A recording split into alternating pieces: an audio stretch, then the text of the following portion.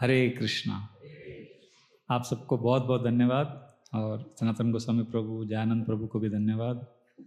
बड़े प्यार से आप यहाँ पर मुझे आपने स्वीकार किया है और यहाँ पर सेवा करने का एक अवसर दिया है। मैं राधा गोपीनाथ प्रभु मेरे शिक्षा गुरु हैं। मैं जब नया नया इस्कॉन में आया था, उनके मार्गदर्शन, उनके गाइडेंस से ही मैं भक्ति में बड़ा हो रहा हूँ। तो उनके आनंद के लिए और आप सबके आनंद के लिए मैं आज कुछ कृष्ण कथा करूँगा। आज कुछ समय हम चर्चा करेंगे कैसे कृष्ण भावनामृत जो है वो थियरी नहीं है, वो प्रैक्टिकल है।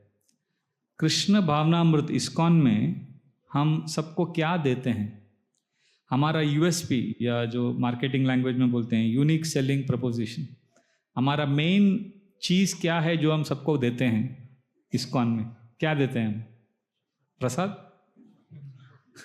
क्या हमारा मेन क्या है जो हम देते हैं लोगों को? हरिनाम। हरिनाम किसके बारे में? वो अल्टीमेटली इंटरनेशनल सोसाइटी फॉर क्या है वो? कृष्णा। तो हमारे जो मेन चीज़ है या मेन व्यक्ति हैं जिनके बारे में हम बात करते हैं हमेशा, वो है कृष्ण। तो भक्तों के जीवन में एक संशय आता है काफ़ी समय कि हम इतना कृष्णा कृष्णा बोलते हैं और शास्त्रों में सब वो भी है, क्या बोलते हैं, प्रमाण भी है, कृष्ण पूर्ण पुरुषोत्तम भगवान हैं, और उसके लिए हम हजारों श्लोक बोल सकते हैं उसके ऊपर। तो ये सब ठीक है, पर इस कृष्ण को हम अपने जीवन में कैसे अनुभव करें? जैसे अभी आप मुझे अनुभव कर रहे हो, मैं आपको अनुभव कर रहा हूं, मैं आपको देख रहा हूं, आपसे बात करता हूं तो कुछ हमारे भावनाओं का एक्सचेंज होता है ना। हम एक दूसरे के साथ वार्तालाप करते हैं, एक दूसरे के साथ बात करते हैं, एक रिलेशनशिप है, एक संबंध है। तो क्या ऐसे ही संबंध हम भगवान के साथ बना सकते हैं? ये आज का मुद्दा रहेगा। Is it possible? क्या हम कृष्ण को अपने जीवन में अनुभव कर सकते हैं? तो इसके लिए तीन सिद्धांत, तीन प्रिंसिपल्स हैं। अगर हम इन तीन प्रिंसिपल्स को फॉलो करेंगे, और ये देखिए ह्यूमिलिटी, ये सब तो इंपॉर्टेंट है ही, नम्रता वो तो बहुत ज़रूरी है, एटीट्यूड बहुत ज़रूरी है, पर भगवान के साथ जब हम भगवान के सामने आते हैं या भगवान के बारे में सोचते हैं तो ये तीन चीज़ हमारे हृदय में होना चाहिए। पहला है प्रार्थना। पर प्रार्थना जो शब्द है ना, प्रेयर, सामान्य तौर पर जब हम प्रार्थना करते हैं भगवान से, हम अपने बारे में ही बोलते हैं, है कि नहीं? मेरे लाइफ में ये प्रॉब्लम है, मेरा ये चल रहा है, भगवान, हम पूरा एक भगवान के सामने आते तो एक ऐसा एक पेपर लेके जाते हैं और वो निकालते हैं ऐसा, हमारी मांगें पूरी करो, मेरे को ये सब चाहिए भगवान से, ऐसा हम लोग प्रे करते हैं जनरली, नहीं? तो हम प्रार्थना में एक बहुत इंपॉर्टेंट चीज़ है स्तुति, भगवान को प्रेज करना। अगर हम प्रार्थना कर रहे हैं भगवान से पर भगवान की स्तुति नहीं करते हैं तो वो प्रार्थना नहीं है। वो आपको समझ में आ रहा है? बहुत इंपॉर्टेंट पॉइंट। तो मैं तीन चीज बोलूंगा आज। पहला पॉइंट ये है, क्या है? फर्स्ट पॉइंट क्या है? प्रेयर्स में क्या? स्तुति। केवल प्रेयर्स नहीं, भगवान की स्तुति करेंगे तो भगवान इंप्रेस हो जाएंगे। जैसे इस दुनिया में भी आप किसी से अगर प्यार करते हो तो उसको जब आप प्रेज करते हो, उसकी स्तुति करते हो, तो फिर वो व्यक्ति खुश होता है कि नहीं? एक गाना था जब हम छोटे थे, तारीफ करूं क्या उसकी जिसने तुम्हें बनाया, ऐसा वो हीरो गाता है। तारीफ करते हैं तो फिर वो हीरोइन पट जाती है हीरो से। तो भगवान को भी हम पटाना चाहते हैं ना एक तरह से। हम चाहते हैं कि भगवान हमको देखें, भगवान हमको सीरियसली लें। तो अभी हम भगवान के सामने जाते हैं केवल अपने बारे में ही बोलते हैं, तो फिर भगवान क्यों हमको सीरियसली लेंगे? तो प्रेयर्स में बिना स्वार्थ का, कम से कम ठीक है आपको जो चाहिए मांगो भगवान से, पर प्रेयर्स में कहीं थोड़ा तो भगवान को बोलना चाहिए उनके बारे में, जहां पे मैं नहीं हूं। जब भगवान राम रावण को मारकर जब सीता लक्ष्मण के साथ जब अयोध्या वापस आए तो मां कौशल्या ने पूछा, बेटा तुमने रावण को मारा? तो भगवान राम ने कहा, मैंने रावण को नहीं मारा। फिर मां कौशल्या ने कहा, फिर किसने मारा रावण को? तो भगवान राम ने कहा, मैंने रावण को मारा। तो मां कौशल्या ने कहा, अरे ये क्या बात है, अभी तुमने कहा मैंने रावण को नहीं मारा और अब कह रहे हो मैंने रावण को मारा। फिर भगवान राम ने उसका स्पष्टीकरण दिया, मैंने रावण को नहीं मारा, मतलब भगवान राम ने रावण को नहीं मारा। किसने मारा? मैं, अहंकार, मैंने रावण को मारा। तो हम सब मैं में रहते हैं, हम लोग हमेशा, सब कुछ मेरा, मेरा ही लाइफ, मेरा प्रॉब्लम्स। भगवान के सामने भी जाते हैं तो मैं। जब हम लोग छोटे थे ना, हर गणपति में एक गाना आता था, वो चित्रहार, टीवी में है ना, सब गणपति के गाने आते थे गणेश उत्सव में। तो एक गाना आता था गोविंदा का, देवा हो देवा गणपति देवा तुमसे बढ़कर कौन, और तुम्हारे भक्त जनों में हमसे बढ़कर कौन। हम सबसे बड़े डिवोटी आ गए, हरि बोल, हम लोग आ गए, सब देखो मुझे। तो ये हमारा मूड रहता है। तो हम भगवान के सामने भी जाते हैं तो अपने आप को ही केंद्र बिंदु बनाकर, अपने आप को ही सेंटर बना के जाते हैं हम लोग। कभी आप ऐसा ट्राई करो, कृष्णा आप कितने सुंदर हो, आपने कितना सुंदर मोर मुकुट लगाया है, आप भक्तों को कितना प्यार करते हो, आप वृंदावन के भक्तों के लिए कितने प्रिय हो। ऐसा करके आप भगवान की स्तुति भगवान को केंद्र में रखकर करेंगे तो वो स्तुति जो है उससे हमारा भगवान का जो एक्सपीरियंस है वो रियल होगा। तब तक वो प्यार नहीं है, वो केवल स्वार्थ। तो ऐसे बहुत सारे उदाहरण हैं। तो मैं चैतन्य चरितामृत से एक उदाहरण लेता हूं। तो चैतन्य महाप्रभु के एक पार्षद थे स्वरूप दामोदर गोस्वामी, वो चैतन्य महाप्रभु के सेक्रेटरी। जब चैतन्य महाप्रभु ने संन्यास लिया तो वो इतने घबरा गए, क्योंकि उनको लगा अरे वो संन्यास ले लिया, मतलब वो उसको स्वीकार नहीं कर पाए, क्योंकि संन्यास का जीवन बहुत तपस्या का जीवन होता है। तो उनको बहुत दुख हुआ और उस दुख में आवेश में आकर वो बनारस चले गए और उन्होंने भी संन्यास ले लिया। पर उन्होंने एक बहुत इंटरेस्टिंग चीज किया। हालांकि उन्होंने संन्यास लिया, उन्होंने संन्यास का नाम नहीं लिया, जो संन्यास में नाम देते हैं ना, उन्होंने ब्रह्मचर्य नाम ही रखा अपना, स्वरूप दामोदर गोस्वामी। निश्चिंत कृष्ण भजिबो, यही तो कारण है। क्यों संन्यास लिया? मेरे को बस निश्चिंत होकर कृष्ण का भजन करना है। निश्चिंत कृष्ण भजिबो, यही तो कारण है। उन्माद कोरिलाए ना संन्यास ग्रहणे, उन्माद में, पागलपन में, आवेश में संन्यास ले लिया। तो बहुत बार आवेश में हम लोग बहुत कुछ करते हैं।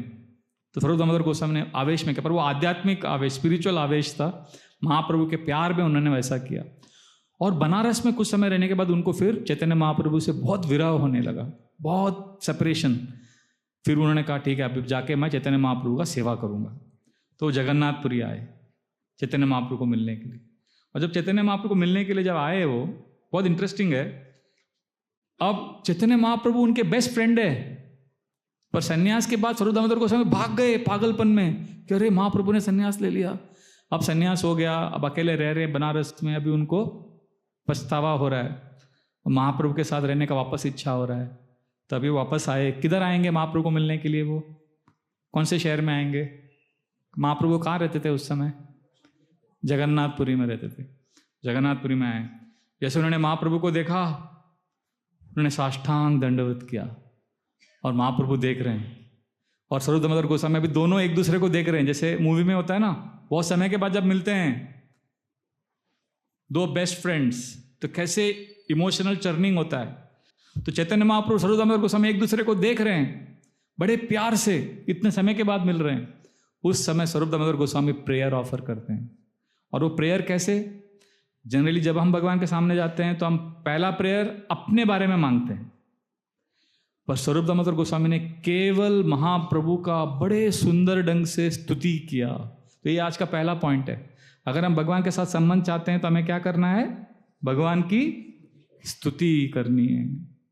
हेलो दूनित खेदया विशदया प्रोन्मील दामोदया सम्य शास्त्र विवादया रसदया चित्तार्पितोन्मादया शश्वत भक्ति विनोदया समदया माधुर्य मर्यादया श्री चैतन्य दया निधे तव दया भूयाद मंडोदया। बहुत ही सुंदर काव्यात्मक ढंग से उन्होंने स्तुति किया। इसमें आपने कुछ नोटिस किया? ध्यान से सुना होगा तो इस दया, दया शब्द का बार बार वो प्रयोग कर रहे हैं, ये बताने के लिए कि चैतन्य महाप्रभु कितने दयावान हैं।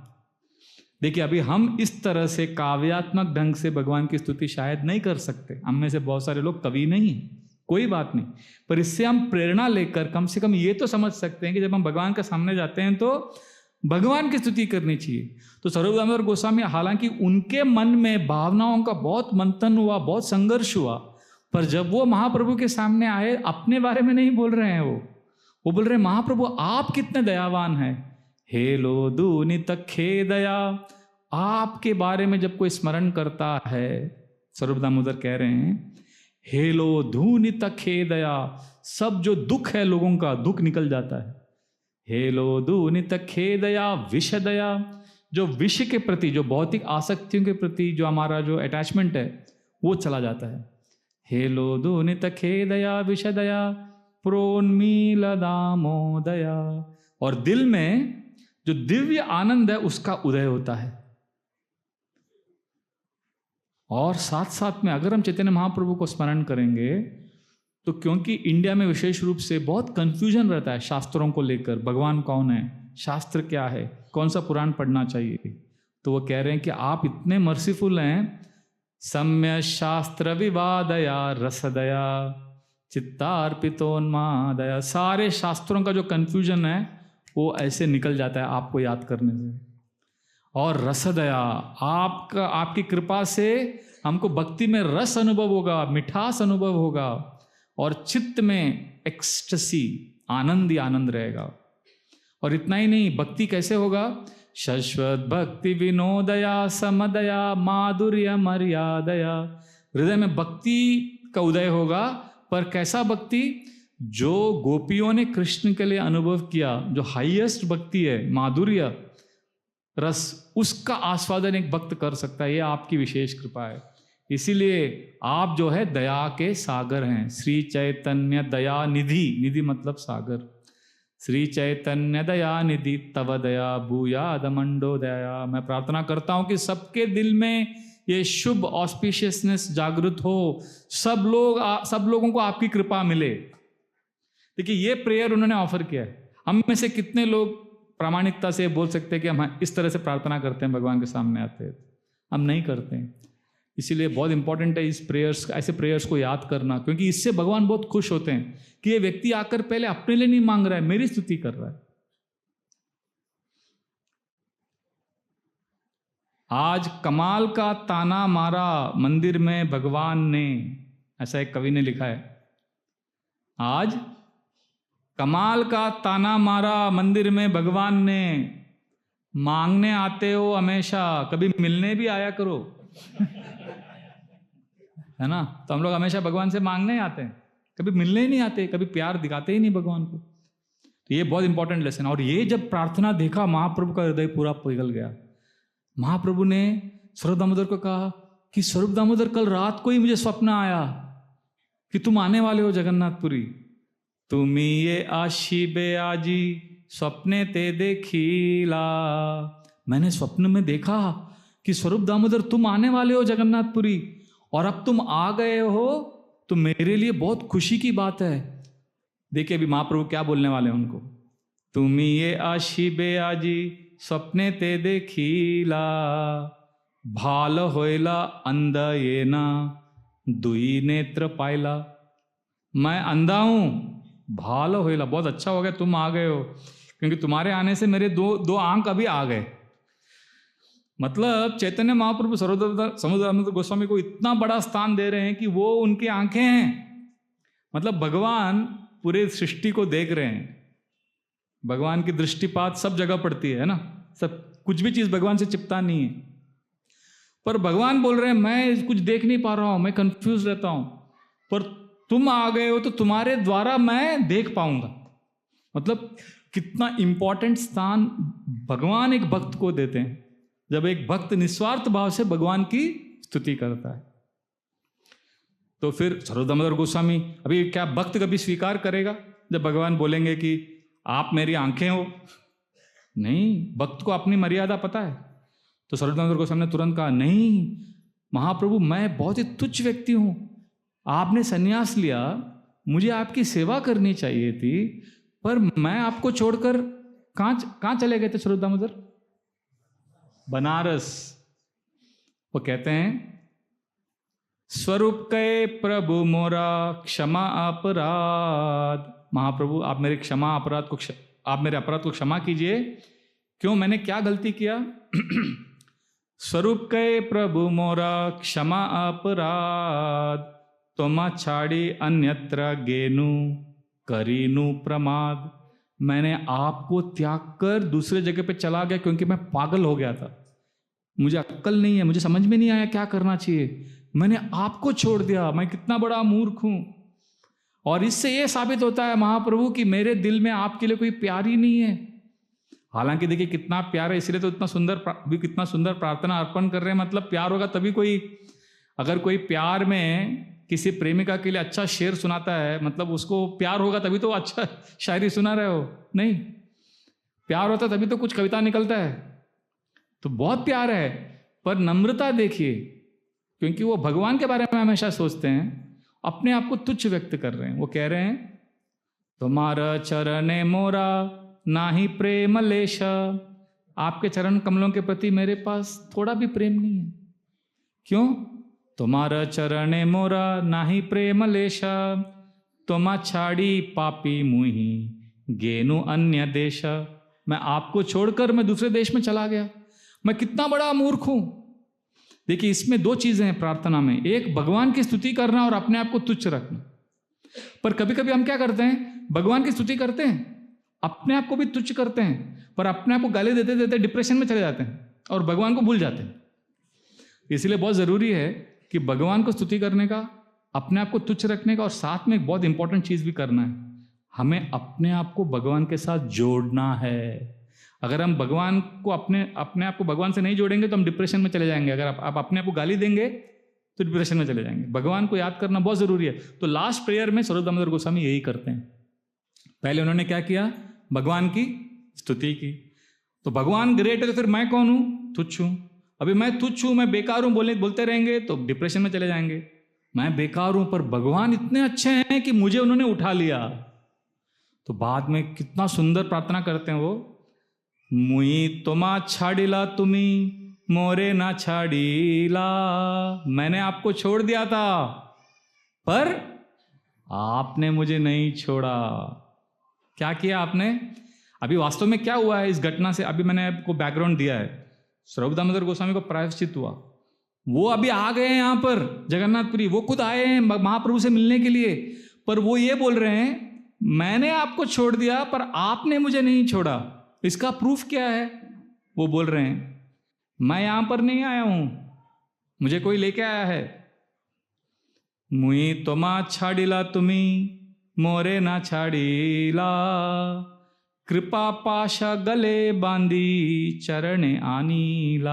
आपने कृपा पाश, कृपा का जो रस्सी है पाश, आपने मेरे गले में डाला और मुझे खींच कर यहां पर लेके आए। वास्तव में वहां पर स्वरूप दामोदर गोस्वामी खुद गए, अपनी स्वेच्छा से गए। पर वो ये नहीं मानते कि मैं बहुत अच्छा भक्त हूं, मैं बेस्ट हूं, मैं आ गया हूं महाप्रभु की सेवा करने। नहीं, आपकी ये विशेष कृपा है, आप मुझे यहां पर लेके आए हो। ये बहुत इंपॉर्टेंट है। हम में से बहुत बार लाइफ में ऐसा हुआ रहेगा, बहुत सारे प्रॉब्लम्स आए रहेंगे, बहुत सारे प्रलोभन, टेम्पटेशंस, विकर्षण हमारे जीवन में आते हैं। पर फिर भी आप संडे फीस प्रोग्राम में आज यहाँ पर बैठे हो, प्रोग्राम में आ रहे हो। कभी हमें ये घमंड नहीं होना चाहिए कि मैं कितना अच्छा डिवोटी हूँ, देखो मैं फिर भी मंदिर जाता हूँ। आप मंदिर आ रहे हैं, पर क्यों आप आ रहे हैं? क्योंकि राधा माधव, गौर निताय, जगन्नाथ बलदेव सुभद्रा हमें अपनी कृपा से, श्रील प्रभुपाद जी अपनी कृपा पाश से हमें खींच के लेके आ रहे हैं, हालांकि हम छोड़ के जाना चाहते हैं। तो ये है प्रार्थना का स्पिरिट कि भगवान आप ग्रेट हो, मैं तुच्छ हूं। तो ये मूड में अगर हम भगवान की स्तुति करेंगे तो फिर भगवान बहुत खुश होते हैं। इसीलिए चैतन्य चरितामृत में महाप्रभु जब रूप सनातन को मिलते हैं और अनुपम के बारे में बात करते हैं तो यही कहते हैं कि भगवान की विशेषता है कि वो भगवान कभी अपने भक्तों को नहीं छोड़ते हैं। अगर हम भक्ति कर रहे हैं वो इसलिए कर पा रहे हैं क्योंकि भगवान हमें कॉन्स्टेंटली देख रहे हैं, प्यार कर रहे हैं। सेई भक्त धन्य जेना छाड़े प्रभुर चरण। महाप्रभु कहते हैं वो भक्त बहुत धन्य है जो कभी भगवान को नहीं छोड़ता, इसलिए भक्त धन्य है। सेई भक्त धन्य जेना छाड़े प्रभुर चरण, सेई प्रभु धन्य जेना छाड़े निज जन। पर भगवान उससे भी धन्य है क्योंकि भगवान अपने भक्त को नहीं छोड़ते।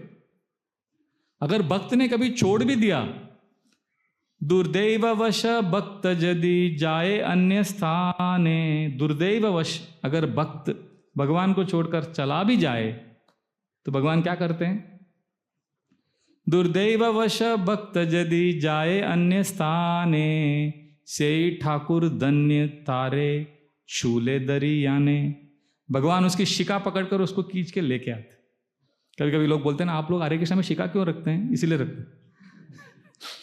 कभी हम भटक गए तो भगवान शिका पकड़कर खींच के लेके आ जाएंगे। तो ये बहुत इंपॉर्टेंट है। भगवान हमें कभी भक्तों को नहीं भूलते। तो हम अगर भक्ति कर रहे हैं, भक्तों के संग में हैं, तो ये हमारी योग्यता नहीं है, ये हमारा स्पेशल पावर नहीं है, ये भगवान की विशेष कृपा है।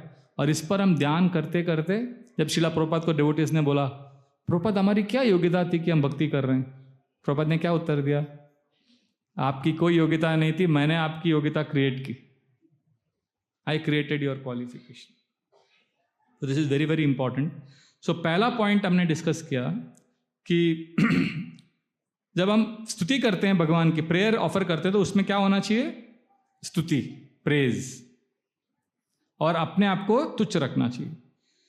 पर अपने आप को तुच्छ रखते हुए भगवान की स्तुति करते हुए हमें क्या करना है? अपने आप को भगवान के साथ जोड़ना है। Is that clear? तो ये पहला पॉइंट। अब लोग कहते हैं कि प्रभु जी मैं सच बोलूं, मैं भगवान की स्तुति करता हूं, प्रेयर्स करता हूं, देखो रोज माला करता हूं, पर ना मुझे जो चाहिए वो मिलता नहीं है भगवान से।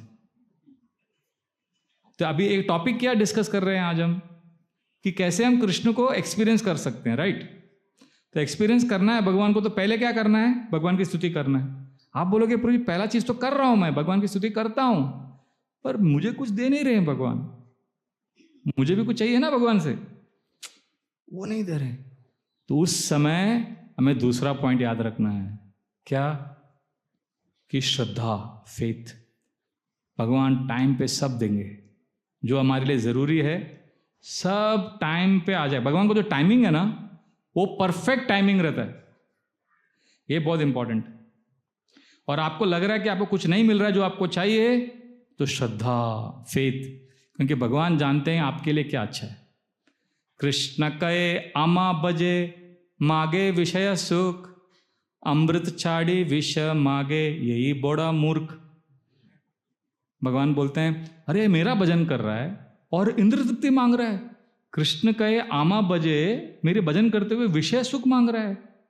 कृष्ण कहे आमा बजे मागे विषय सुख, अमृत छाड़ी, अमृत को छोड़कर विष मागे यही बड़ो मूर्ख।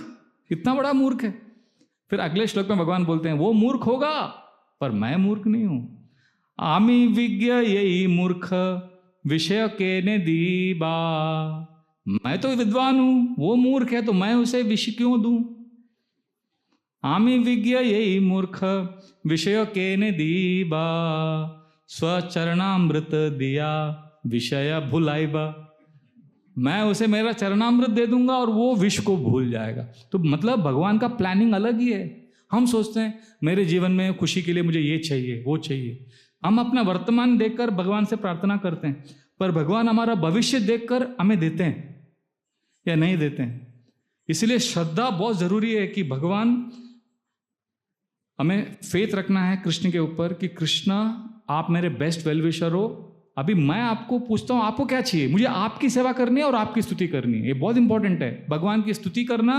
और दूसरा पॉइंट क्या है? पहला भगवान की स्तुति करना, दूसरा फेथ, श्रद्धा कि भगवान सही टाइम पे जो मेरे लिए जरूरी है वो देंगे। भगवान जो है ना बेस्ट, एक जो मूवी का बेस्ट मूवी जो होता है, मूवी का जो डायरेक्टर बेस्ट मूवी डायरेक्टर होता है ना, वो ऐसा मूवी बनाता है कि सब कुछ एंड में क्लियर हो जाता है। अभी कोई सस्पेंस थ्रिलर मूवी आप देखेंगे अगर, तो स्टार्टिंग में बहुत सारा सीन आएगा, आपको समझेगा नहीं क्या चल रहा है, पर लास्ट के 5 मिनट में सब सीन का मतलब समझ में आ जाएगा। ऐसा होता है ना, कोई सस्पेंस थ्रिलर मूवी है तो स्टार्टिंग में दिखाएंगे कि वो ऐसा कोई पेंटिंग है, तो आधा मिनट वो पेंटिंग को दिखाता रहेगा वो मूवी में कैमरे में, आप पूछेंगे क्या दिखा रहे हैं, बाद में एंड में मालूम पड़ेगा मूवी के एंड में कि वो पेंटिंग के पीछे से गोली चली थी। वो स्टार्टिंग में कुछ समझ में नहीं आता है, सब अलग अलग सीन रहता है और बाद में सब जुड़ जाता है। ऐसा होता है ना, हमारा लाइफ भी एक मूवी जैसा। अभी क्या हो रहा है समझ में नहीं आता, अरे मुझे ये चाहिए था, मुझे नहीं मिला, मुझे वो प्रॉब्लम हो गया, अलग अलग चीजें हो रही हैं लाइफ में, पर एंड में सब का कनेक्शन हो जाता है। कृष्णा बेस्ट डायरेक्टर और भक्तों के बेस्ट वेलविशर, ये श्रद्धा हमें रखनी चाहिए। ये बहुत जरूरी है भक्ति में कि भगवान बेस्ट डायरेक्टर है, बेस्ट। ये मूवी के मेरे लाइफ का जो मूवी है उसके डायरेक्टर वो है, वो सब एंडिंग परफेक्ट करेंगे। हम लोग छोटे थे तो हमारे उस समय बहुत बड़े एक हीरो थे उस समय, उनका नाम था राजकुमार। वो डायलॉग्स के लिए बहुत फेमस थे, तो उनका डायलॉग रहता था हमेशा, जानी हम तुम्हें मारेंगे, जरूर मारेंगे, पर वो बंदूक भी हमारी होगी, वो गोली भी हमारी होगी, और वो वक्त भी हमारा होगा। तो सुना आपने ऐसा डायलॉग? वो राजकुमार। तो मैं क्या बोलता हूँ कि हमारे जो भगवान कृष्ण है ना, वो सबसे ओरिजिनल राजकुमार है, और वो भी ऐसे डायलॉग बोलते हैं भक्तों को देखकर। जब आप कंफ्यूज रहेंगे ना तो भगवान को याद, उनका भगवान का डायलॉग याद करने का। भगवान कृष्ण अपने भक्तों को बोलते हैं, प्रभु हम तुम्हें बचाएंगे, जरूर बचाएंगे, पर वो प्लानिंग भी हमारी होगी, वो सिचुएशन भी हमारा होगा, और वक्त भी हमारा होगा। कृष्णा जो है परफेक्ट है, वो श्रद्धा हमें रखनी चाहिए। तो ये दूसरा पॉइंट है। पहला पॉइंट क्या है? स्तुति, भगवान की स्तुति करनी है भगवान को केंद्र में रखते हुए। और दूसरा श्रद्धा, फेथ। अभी क्या होता है, जब हम अपने बारे में सोचते रहते हैं ना स्वार्थी बनकर, और प्रार्थना भी अपने बारे में करते रहते हैं, तो हम भगवान की सुंदरता, भगवान की जो कारुण्य है, भगवान का जो कृपा है, वो देख ही नहीं पाते, हम अंधे हो जाते हैं। जैसे राधा गोपीनाथ प्रभु हमेशा उदाहरण देते हैं, बहुत साल से मैं सुनता हूं उनके मुंह से, कि अगर आप एक कॉइन लेंगे 10 रुपए का कॉइन, उसको आप अपने आंखों के सामने रखेंगे ना दोपहर को ऐसा, तो सूरज का दृश्य ढक जाता है। जय श्री जगन्नाथ बलदेव सुभद्रा की जय, राधा माधव की जय, गौर निताय की जय। कभी देखा आपने? अब एक कॉइन को आंख के सामने रखोगे तो सूरज भी ढक जाता है उससे। अभी क्या ये जो कॉइन है 10 रुपए का, क्या वो सूरज से बड़ा है? वो सूरज को कैसे ढक देता है? क्योंकि वो कॉइन हमारे आंखों के बहुत निकट है। तो जब इतना निकट रखते तो सूरज एक कॉइन की तुलना में कितना बड़ा है? क्वाड्रिलियन टाइम, करोड़ों गुना बड़ा है वो। फिर भी वो कॉइन में इतनी शक्ति है कि वो सूरज को भी ढक सकता है हमारे दृश्य से।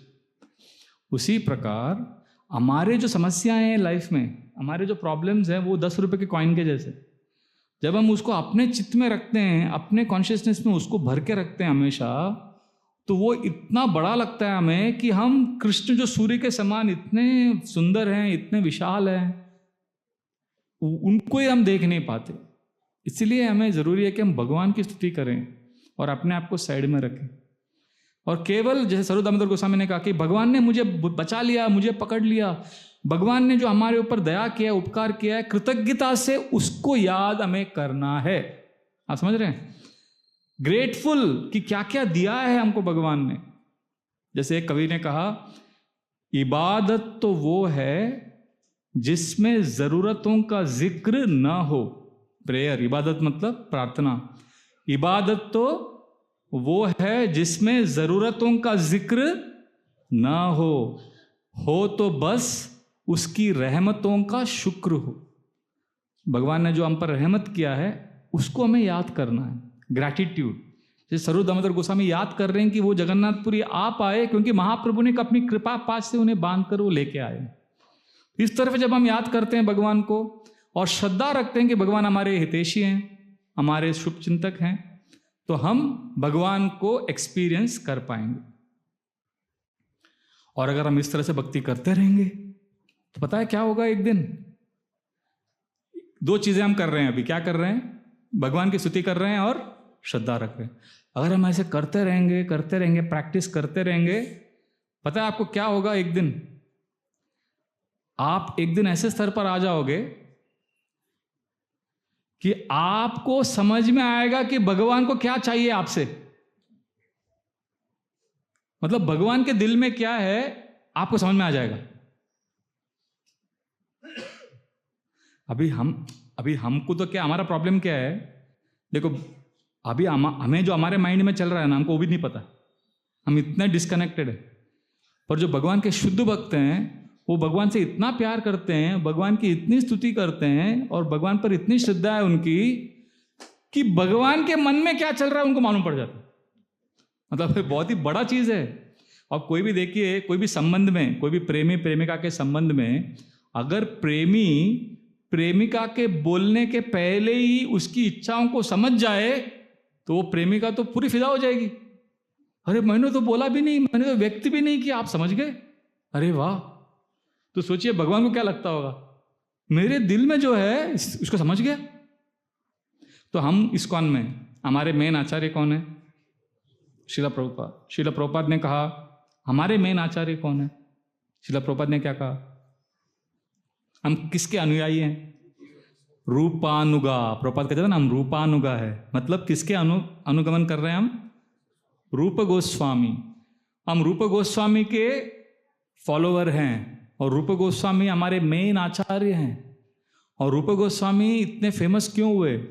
क्योंकि जगन्नाथपुरी रथ यात्रा के समय जब चैतन्य महाप्रभु भगवान के सामने नाच रहे थे, नाचते नाचते उन्होंने एक ऐसे ही गाना गा दिया, उस समय का जो फेमस गाना था। महाप्रभु को क्या हो रहा है देखिए, अभी बहुत इंपॉर्टेंट चीज है। चैतन्य महाप्रभु जगन्नाथ को देख रहे हैं। चैतन्य महाप्रभु किसके भाव में? राधा रानी के भाव में। अभी राधा रानी को लग रहा है ये कृष्ण अभी कुरुक्षेत्र में बड़े सज धज के राजा के समान है, पर मुझे अच्छा नहीं लग रहा है, कृष्ण आप वृंदावन आ जाओ। ये उनका अंदर का मूड है कि अभी मुझे अच्छा लगा, वृंदावन आ जाओ, मुझे वृंदावन वाला कृष्ण का दर्शन करना है। ये महाप्रभु का मूड है अंदर से, इंटरनल। बाहर से चैतन्य महाप्रभु नाच रहे हैं, पर नाचते नाचते जगन्नाथ को देखकर ऐसे उन्होंने एक गाना गा दिया। उस समय का जो लोकप्रिय गाना था उस समय, उधर कोई भक्ति का गाना या संस्कृत का शास्त्र का श्लोक नहीं था, ऐसे उस समय का गाना गा दिया, जैसे कोई प्यार में कोई गा देता है। तो रूप गोस्वामी ने देखा, सब भक्त देख रहे हैं, तो चैतन्य महाप्रभु ने कहा य कौमार हरस एव हि वरस ताएव चैत्राक्षपास तेचोन्मीलित मालती सुरभया प्रौढ़ा कदम्बा नीला सा चैवास्मि तथापि तत्र सुरता व्यापार लीला विधो रेवा रोदसी वेतसी तरुतले चेतः समुत्कंठते। चैतन्य महाप्रभु जगन्नाथ के सामने खड़े होकर ये गा रहे हैं। इसमें एक्चुअली इसका मीनिंग क्या है? ये बोल रहे हैं कि अरे जगन्नाथ को देख के वो एक गाना गा रहे हैं, बोल रहे हैं आप वही यूथफुल जवान व्यक्ति हो और मैं भी वही हूं, और आपने मेरे जवानी में, मेरे यौवन अवस्था में मेरा मन को हर लिया था, और ये वही चैत्र महीने का जो वातावरण है वही वातावरण यहाँ पर है, और वही मालती पुष्पों का सुगंध यहाँ पर चल रहा है, वही सुंदर हवा बह रही है कदम्ब के पेड़ों से, और मैं भी वही प्रेमिका हूँ आपकी, और हमारा संबंध भी वही प्यार का है, पर मुझे यहाँ पे अच्छा नहीं लग रहा है, हमें रेवा नदी के तट पर वापस जाना चाहिए, बेतसी वृक्ष के नीचे हमें वापस मिलना चाहिए। ऐसा एक गाना उन्होंने गाया जो उस समय का पॉपुलर बॉलीवुड गाना था 550 साल पहले। तो लोगों ने देखा महाप्रभु उस समय का एक गाना से गा रहे। अभी देखिए अंदर का मूड क्या है, आपको मूड समझ गया पहले ही। मूड क्या है? राधा रानी कृष्ण को बोल रहे कि आप यहाँ पे मुझे अच्छा नहीं लग रहा है कुरुक्षेत्र में, पर ये जो गाने में कुरुक्षेत्र भी कहीं नहीं है, वृंदावन भी कहीं नहीं है, केवल एक प्रेमी प्रेमिका का गाना है। तो लोग देख रहे, अरे बाप रे ये क्या महाप्रभु ने गाया। जैसे आप समझ लो यात्रा में जा रहे हैं, हम लोग जगन्नाथ के सामने खड़े हैं और आपके यात्रा लीडर प्रभु जी जगन्नाथ को देख के गाते हैं प्यार हुआ इकरार हुआ है, ऐसा कोई गाता है, अगर कोई बॉलीवुड का गाना अगर गाता है, प्यार व्यार का ऐसा, तो आप बोलेंगे अरे क्या हो गया, हमारे प्रभु जी बहकी बहकी बातें कर रहे, बहुत यूट्यूब देख रहे लगता है आजकल, क्या हो गया, ऐसे ऐसे ख्याल आएगा ना मन में, अरे ये तो माया में ये कौन सा गाना गा रहे हैं, बॉलीवुड का गाना गा रहे हैं, छी छी छी, ये क्या हो गया, माया में आ गया, ऐसा हमको लगेगा। तो चैतन्य महाप्रभु उस समय का जो फेमस गाना था वो गा रहे हैं वो बड़े एक्सट्रेसिव, पर वो अंदर का मूड उनका क्या था कि राधा रानी कृष्ण से विरह अनुभव कर रही है। अभी बहुत सारे लोग समझ में नहीं आया, पर रूप गोस्वामी वहीं पर थे, रूप गोस्वामी समझ गए कि ये क्या मूड में क्या बोल रहे हैं, क्यों बोल रहे हैं। और उन्होंने भी उनकी नम्रता देखी, उन्होंने ये नहीं कहा मैं जानता हूं महाप्रभु क्या, वो चुपचाप उन्होंने क्या किया, वो अपने भजन कुटीर में गए अगले दिन, वहां पर उन्होंने एक श्लोक रचना किया, जो महाप्रभु ने जो बोला उसके भाव में उन्होंने एक श्लोक लिखा और उसको अपने कुटिया के ऊपर ऐसा रख दिया। और महाप्रभु जब अगले दिन आए, महाप्रभु ने देखा, उसे उठाया, महाप्रभु ने पढ़ा, बोला अरे ये तो मेरे दिल की बात समझ गया। महाप्रभु बहुत शॉक, खुश हो गए। फिर वो स्वरूप दामोदर को देखकर बोलने लगे, मोरा अंतर वार्ता रूप जाने ला के मोने, अरे मेरे अंदर की बात, दिल की बात ये रूप गोस्वामी कैसे समझ गया। मोरा अंतर वार्ता रूप जाने ला के मोने, स्वरूप कहे जानी कृपा कोरियाची आपने, आपने बहुत बड़ी कृपा की इसलिए वो जान पाया, स्वरूप ने कहा, स्वरूप दामोदर गोस्वामी ने कहा। तो वो जब महाप्रभु पढ़ने लगे, उसने रूप गोस्वामी ने क्या लिखा था पता है श्लोक, उन्होंने बहुत सुंदर श्लोक लिखा था, प्रिय सोयम कृष्ण सहचरी कुरुक्षेत्र मिलिता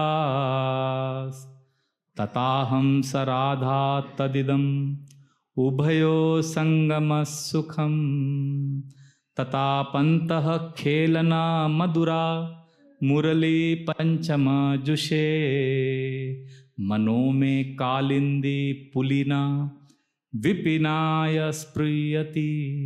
तो वो रूप गोस्वामी अभी लिख रहे हैं, प्रिय सोयम, मेरे सबसे प्रिय कृष्ण हैं यही, प्रिय सोयम कृष्ण सहचरी, और हे सखी, मतलब राधा रानी अपने सखी को बोल रही है, हे सखी ये मेरे प्रियतमा कृष्ण हैं, पर हम यहाँ पर कुरुक्षेत्र में मिल रहे हैं और मैं भी वही राधा हूं, तथा हम स राधा तदिदम, मैं यहाँ पर खड़ी हूं, उभयो संगम सुखम, हम एक दूसरे का संग कर रहे हैं, और तथा पंतः खेलना मधुरा, पर एक बहुत बड़ी समस्या है, ये वो नहीं है, ये वही है, मैं भी वही हूं, पर ये वो नहीं है, क्योंकि मधुरा मुरली पंचम जुषे, क्योंकि यहां पर वो मुरली नहीं बजा रहे हैं, इसलिए मेरा मन कहाँ है, मनो में कालिंदी पुलिना, कालिंदी तट पर, यमुना के तट पर, विपिनाय स्पृयति, मेरी बहुत इच्छा है कि ये कृष्ण जो है मेरे साथ वृंदावन में यमुना के तट पर आ जाए, वहां पर मुरली बजाएं। देखिए ये पूरा मैच हो रहा है वो गाने से, जो बॉलीवुड गाना गाया महाप्रभु ने एक दिन पहले, वो गाने के साथ पूरा मैच हो रहा है। और महाप्रभु ने देखा, बोला अरे ये तो पक्का समझ गए। तो ये शीला प्रभुपाद बोलते थे कि ये बहुत बड़ा क्वालिफिकेशन है। अगर एक डिवोटी कृष्ण के दिल में क्या है वो समझ जाए तो भक्ति हमारा परफेक्ट हो गया, फिर कोई टेंशन ही नहीं लाइफ में, Krishna will be conquered by you. Srila Prabhupada ने अपने गुरु महाराज के बर्थडे के दिन एक कविता लिखा, ऑफरिंग, व्यासपीठ ऑफरिंग में उन्होंने लिखा कि एब्सोल्यूट एसेंशिएंट thou has proved impersonal calamity thou has removed, ऐसा कुछ कविता लिखा उन्होंने। तो जब भक्तिवेदांत सरस्वती ठाकुर ने सुना, उन्होंने कहा अरे ये अभय ने जो लिखा है ये मेरे दिल की बात को जानता है, आज से जो भी लिखेगा उसको छाप दो मैगजीन में, ही नोज माई हार्ट। तो उसके बाद से सब प्रभुपाद को बोलने लगे, अभय बाबू आप तो रूप गोस्वामी जैसे हैं, आप हमारे गुरु महाराज की दिल की बात को समझ जाते हैं। तो ये बहुत बड़ी योग्यता है। तो हम भक्ति जो भी, अगर हम ये दो चीज करेंगे, क्या दो चीज हमें करना है, हाँ, भगवान की स्तुति करनी है, और दूसरा श्रद्धा रखना है। अगर हम श्रद्धा रखते हुए भगवान की स्तुति करते रहेंगे तो क्या होगा, एक दिन भगवान के दिल में क्या है हम समझ जाएंगे। बहुत इंपॉर्टेंट है। अभी हमारा प्रॉब्लम क्या, हम भक्ति भी कर रहे हैं, बड़ी बड़ी बातें करते हैं, पर हम भगवान से पूरी तरह से डिस्कनेक्ट। मैं मंदिर में सुबह जल्दी कर उठ के, कभी भगवान को हम लोग वेकिंग अप करते थे 3:30 बजे उठ के। तो एक ड्यूटी ने कहा, प्रभु जी आप कितने स्पेशल है, राधा गोपीनाथ जी को सुबह सुबह जगाते हैं। मैंने कहा मैं रोज सुबह मंदिर में घंटी बजाता हूँ, मैं रोज सुबह मंदिर में घंटी बजाता हूँ, सोया हुआ खुद हूँ, भगवान को जगाता हूँ। तो हमारा सिचुएशन ऐसा है कि हम खुद सोए हुए हैं और भगवान को जगाते हैं, बड़ी बड़ी बातें करते हैं। बट असली भक्ति तब होता है जब हम भगवान के दिल की बातों को समझ सकते। तो अभी हमें तीसरा चीज, मैंने 2 चीज बताया, राइट, स्तुति करना है भगवान का और श्रद्धा रखनी। पर अगर हम तीसरा एक चीज करेंगे तो फिर ये ट्रायंगल कंप्लीट हो जाएगा। हम कृष्ण के दिल में जो है वो समझ पाएंगे, और वो है क्या है, वो कैस कर सकता है कोई, क्या है वो? एक हिंट देता हूं, हिंट। अभी आप वो कर रहे हो, श्रवण, भगवान के बारे में सुनना बड़े प्यार से। देखो ब्लाइंडली नहीं, ब्लाइंड सुनने की बात नहीं कर रहा हूं, आप जो भी बोलेंगे मैं स्वीकार करता हूं, ऐसा नहीं। ब्लाइंडली एक्सेप्ट भी मत करो, ब्लाइंडली रिजेक्ट भी मत करो, पर श्रद्धा से बैठ के सरेंडर होके सुनो। बस ये जो अभी मैं सुन रहा हूं, Krishna let it enter my heart and let it purify me. फिर उसके बाद भगवान ही आपको गाइडेंस देंगे। मैत्रेय मुनि बहुत सुंदर बात बताते हैं 3रे स्कंद में भागवतम में, कि ये जो अभी आप कर रहे हो ना, बहुत बड़ी चीज कर रहे हो। को नाम लोके पुरुषार्थ सारविद पुरा कथा नाम भगवत कथा सुधाम आपीय कर्णांजलि बिर्भवापहम अहो विरज्येत विना नरेतरम। वो कहते हैं कि पूरे जगत में को नाम लोके पुरुषार्थ सारविद, जो पुरुषार्थ है धर्म अर्थ काम मोक्ष, उसका जो सार है, एसेंस क्या है, भगवान का हरि नाम। को नाम लोके पुरुषार्थ सारविद, सारे नामों में सबसे एसेंस है भगवान का नाम। और पुराणों में अलग अलग कथाएं हैं, पुरा कथा नाम भगवत कथा सुधाम। भगवान की जो हरि कथा है वो सारे कथाओं में श्रेष्ठ है, और भगवान का नाम सबसे सब नामों में श्रेष्ठ है। और अभी हमें क्या करना है, आपीय कर्णांजलि बिर्भवापहम, इस नेक्टर को, इस अमृत को, जो अमृत प्रवाह जो हो रहा है, उसको क्या करना है, पीना है। कैसे पीना है? आपीय कर्णांजलि बिर, कानों से पीना है ये मदिरा को कानों से। पर कान में भी कैसा कान को बनाना है पीने के लिए? कर्णांजलि, अंजलि मुद्रा। अंजलि पता है क्या है? अंजलि मुद्रा ऐसा होता है ये मूड में। तो आपको कान को ऐसा बनाना है कि जैसे भिक्षुक भीख मांगता है। आपीय कर्णांजलि बिर्भवापहम। फिर वो लास्ट लाइन में बोलते हैं, अहो विरज्येत विना नरेतरम। एलास एलास, अहो कितना बड़ा दुर्भाग्य है कि लोग भगवान की हरि कथा को नहीं सुन रहे हैं। तो इसीलिए ये मेन चीज है जो आप अभी कर रहे हो, उससे प्रामाणिकता से कीजिए, सेवा भाव में। तभी हमें कैसे पता चलेगा कि ठीक है। अब कुछ लोग बताते हैं, प्रभु जी मैं तो तीनों कर रहा हूं, मैं तो प्रोग्राम में आता हूं, हर संडे को आता हूं, श्रवण करता हूं, और गुरु पूजा में नाचता हूं, तो मतलब भगवान की स्तुति कर रहा हूं, और श्रद्धा है। तो क्या ये प्रोसेस मुझ पे काम कर रहा है, नहीं कर रहा है? हमें कैसे पता चलेगा? क्या मैं भक्ति में प्रगति कर रहा हूं? क्या मैं भगवान के निकट आ रहा हूं? क्या मेरा जो प्लेन है वो सही ट्रैक पे जा रहा है, जिससे मैं एक दिन भगवान के दिल की बातों को समझ पाऊंगा? हमें कुछ तो एक बीच बीच में लगता है ना, एक रिपोर्ट कार्ड, एक सर्टिफिकेट लगेगा कि आप सही ट्रैक पे। वो कैसे मालूम पड़ेगा? तो चैतन्य महाप्रभु ने एक्चुअली स्वरूप दामोदर गोस्वामी, रघुनाथ दास गोस्वामी को बताया अंत्य लीला में कि एक टेस्ट है, आपको भगवान के जो चरण कमल में जो सुगंध है ना, तुलसी का जो सुगंध, वो सुगंध आप अनुभव करने लग जाएंगे। वो कैसे हो सकता है? मतलब क्या? भगवान के चरण कमलों पे जो सुगंध आता है वो आपको एक्सपीरियंस होने लगेगा। तो वो एक्सपीरियंस का मतलब क्या है?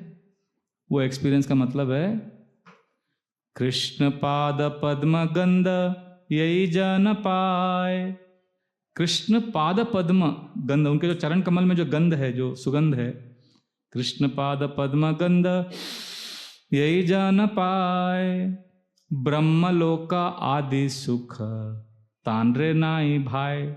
जो बड़े बड़े सुख हैं, ब्रह्मलोक भौतिक सुख है, उसको अच्छा ही नहीं लगेगा। मतलब अगर आपको कृष्ण के चरण कमलों का सुगंध आने लगा है, इसका मतलब अभी आप घर जाके नेटफ्लिक्स नहीं देखेंगे। मतलब जो मटेरियल हैप्पीनेस है वो आपको हैप्पीनेस नहीं देगा। That is the proof. अगर आप भक्ति करते करते आपको भौतिक चीजों के प्रति ऐसा अट्रैक्शन नहीं आने लगा, मतलब आपको कहीं तो भगवान का टेस्ट चस्का लग रहा है, ये टेस्ट। और इसलिए जब प्रद्युम्न मिश्रा महाप्रभु के पास जाके बोले कि मुझे आप कथा सुनाइए, कथा सुना, मुझे कृष्ण कथा सुनना है आपसे, महाप्रभु बोले नहीं नहीं, क्या है ना, मैं अभी नहीं सुना सकता आपको, आप रामानंद राय के पास जाओ, वो आपको अच्छे से सुनाएंगे। तब चैतन्य महाप्रभु ने उसको कहा, देखो ये जो आप अभी उत्सुकता दिखा रहे हो ना, यही सीक्रेट है, यही सीक्रेट है। जो श्रवण करने की जो उत्साह आप दिखा रहे हो, यही सीक्रेट है जिससे आप भगवान के दिल को समझ सकते हो। कृष्ण कथाएं रुचि तोमार बड़ा भाग्यवान। महाप्रभु बोलते हैं, अरे तुम्हारे दिल में कृष्ण कथा के प्रति इतनी रुचि है, आप बहुत भाग्यशाली हो। तो आप कहोगे, अच्छा महाप्रभु ने प्रद्युम्न मिश्रा को कहा कि वो भाग्यशाली हैं। महाप्रभु कहते हैं प्रद्युम्न मिश्रा को, नहीं नहीं नहीं, केवल आप भाग्यशाली नहीं हो, कृष्ण कथाएं रुचि तोमार बड़ा भाग्यवान, यार कृष्ण कथाएं रुचि से ही भाग्यवान। जिस किसी में भी कृष्ण कथा के प्रति रुचि है वो बहुत भाग्यवान है, क्योंकि कृष्ण जो है सबके दिल में है। ऐसा नहीं कि केवल शुद्ध भक्तों के दिल में कृष्ण है, आपके दिल में भी कृष्ण है, हमारे दिल में भी कृष्ण है। हमें उन्हें अनुभव करना है, और उन्हें अनुभव करने के लिए हमें ये चीजें करनी होंगी। ये 3 चीजें, पहला क्या है? स्तुति, दूसरा श्रद्धा, तीसरा श्रवण। भक्त चित्ते भक्त गृहे सदा अवस्थान। भगवान जो है भक्त के चित्त में और भक्त के घर में, आपके घर में और आपके दिल में भगवान हमेशा रहते हैं। भक्त चित्त भक्त गृहे सदा अवस्थान, कबू गुप्त कबू व्यक्त स्वतंत्र भगवान। भगवान कभी गुप्त रूप में रहते हैं, कभी व्यक्त हो जाते हैं। क्यों? क्योंकि वो स्वतंत्र है। तो हमारा कर्तव्य क्या बनता है? हमें क्या करना है? हमें श्रवण करना है, श्रद्धा से भगवान की स्तुति करनी है। अगर हम ऐसा करते रहेंगे तो we will be able to understand Krishna. Srila Prabhupada Krishna को समझ पाए, कृष्ण की इच्छा को समझ पाए। और अगर हम भी वो स्तर पर आना चाहते हैं, शुद्ध भक्ति के स्तर पर, हमें ये 3 चीज करना होगा। फिर जो हमारी जरूरतें हैं, जो हम चाहते हैं भगवान से, हमारी समस्याओं का निवारण, वो तो ऑटोमेटिक हो जाएगा। श्रील प्रभुपाद कहते थे कि अगर कोई करोड़पति आपका दोस्त बन गया, बहुत अमीर व्यक्ति, और वो आपको बोलता है कि जो चाहिए आप मांगो, और आप बोलते हो मुझे 1 रुपया दो, बहुत बड़ी मूर्खता है। तो श्रील प्रभुपाद स्टोरी बोलते थे कि एक राजा ने घोषणा किया अपने राज्य में। उसने क्या घोषणा किया कि मैं आज दान में दूंगा, चैरिटी, जिसको जो चैरिटी चाहिए आओ मेरे पास, मैं दान में दूंगा। तो एक ने आके कहा, महाराज मेरी नौकरी नहीं है, नौकरी दो। तो राजा ने मंत्री को कहा, इसको नौकरी दे दो। ठीक। दूसरे ने कहा, राजा मेरा घर जो है ना बहुत दूर है, वो रोड ही नहीं है घर पे, घर के यहाँ से सिटी शहर तक। राजा ने कहा मंत्री से, इसके घर तक रोड बनाओ अच्छा वाला। तीसरा आदमी आया, उसने बोला, महाराज मेरी शादी नहीं हो रही है। बोला इसको लड़की देखो, उसकी शादी कराओ। महाराज ने ऑर्डर दिया। फिर एक व्यक्ति ने आके कहा, महाराज मेरे पास पैसा ही नहीं है कुछ, इसको पैसा दो। ऐसा करके सबको महाराज ने सबकी इच्छाओं की पूर्ति की। तो एक आदमी आया, तो उसने बोला, महाराज ने पूछा, राजा ने पूछा क्या चाहिए बताओ। बोला मुझे कुछ नहीं चाहिए, मुझे बस एक चीज़ चाहिए, आपकी दोस्ती चाहिए। तो राजा ने कहा, हाँ दोस्ती तो है, आप प्रैक्टिकल मांगो ना कुछ, प्रैक्टिकल। लोग बोलते हैं ना प्रभु जी प्रैक्टिकल क्लास दो, प्रैक्टिकल। तो उसने प्रैक्टिकल कुछ मांगा ही नहीं, मुझे बस आपकी मित्रता चाहिए, आपकी दोस्ती चाहिए। तो राजा ने कहा ठीक है यार, दोस्ती दोस्ती ठीक है, पर कुछ मांगो प्रैक्टिकल, मैं देने को तैयार हूँ। मुझे कुछ नहीं चाहिए, आप दोस्त बन जाओ मेरे पास, हाथ मिलाओ, हाथ मिलाओ, दोस्ती। तो राजा ने कहा ठीक है तुम्हारी खुशी के लिए, चलो दोस्त, आज से हम दोस्त। अनाउंसमेंट हो गया, दोस्त हो गए। तो राजा वो चला गया। फिर वो व्यक्ति, राजा सोच रहा था कि क्या मूर्ख है, कुछ मांगा ही नहीं। पर वो घर गया। फिर 1 हफ्ते बाद उसने लेटर लिखा राजा को, और सभा में मंत्री ने पढ़ा, महाराज आपके दोस्त का लेटर है। फिर राजा को लगा हाँ अभी मांग रहा होगा मेरे से कुछ, तो दोस्ती के नाम पे। वो इतना इंटेलिजेंट था, उसने कुछ नहीं मांगा। वो लेटर में क्या लिखा उसने, महाराज आप मेरे दोस्त हैं तो दोस्त के घर पे खाने के लिए आइए, आपको मैं अपने घर में बुला रहा हूँ, इनविटेशन दे रहा हूँ, खाने के लिए आइए, प्लीज आपके दोस्त के इनविटेशन को स्वीकार कीजिए। तो राजा ने कहा हाँ हम जाएंगे इसी घर पे, चलो। तो मंत्री ने कहा अरे महाराज कैसे जाएंगे आप, वो एकदम गरीब है, वो दूर गांव में रहता है, उसके पास नौकरी भी नहीं है, उसकी इतने पास शादी भी नहीं है, उसके पास कुछ पैसा भी नहीं है। महाराज ने कहा अरे घर में रोड नहीं है तो अच्छा रोड बनाओ, पैसा नहीं पैसा दो, नौकरी नहीं हो नौकरी दो, मेरा दोस्त ऐसे कैसे रह सकता है, शादी कराओ उसका। तो सब मिल गया उसको। राजा ने अनाउंस किया था मैं एक इच्छा पूरी करूंगा, राइट, सबको बोला देखिए इच्छा पूरी करूंगी। इसने एक इच्छा ही मांगा, क्या, दोस्ती मांगा, तो क्या मिल गया, सब मिल गया। तो भगवान के जो भक्त है ना बहुत स्मार्ट, भगवान से कुछ मांगते नहीं है, भगवान से प्यार मांगते। क्योंकि एक बार प्यार हो गया, हम भगवान की सेवा, हमारे एक्चुअली स्वार्थ की इच्छा नहीं, ऐसा नहीं कि हम भगवान को छल कर रहे हैं। आप भगवान को चीटिंग नहीं कर सकते, चीटिंग करेंगे तो भगवान जो है द्यूतम चलयताम अस्मि, गीता में भगवान बोलते हैं आप मेरे पास छल करोगे, मेरे पास दोस्ती का हाथ बढ़ाओगे ये सोच के कि मैं भगवान से लूंगा, तो भगवान बोलते हैं मैं तुमको ऐसा चीटिंग करूंगा कि तुमको समझ में नहीं आएगा। ऐसे भगवान ने बहुत लोगों को चीटिंग किया है।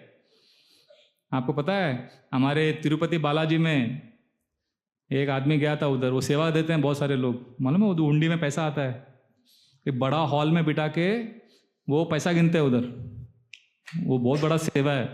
तो एक आदमी ने वॉलंटरी बोला कि मैं सेवा करूंगा, तो उधर सब चेकिंग होता है, तो उधर वो 6 घंटे का सेवा ऑफर किया पैसा गिनने का हुंडी से। तो सडनली उसको एक हीरे का रिंग मिला, वो देख के समझ गया तो एक करोड़ों करोड़ों रुपए का होगा, और लालच आ गया।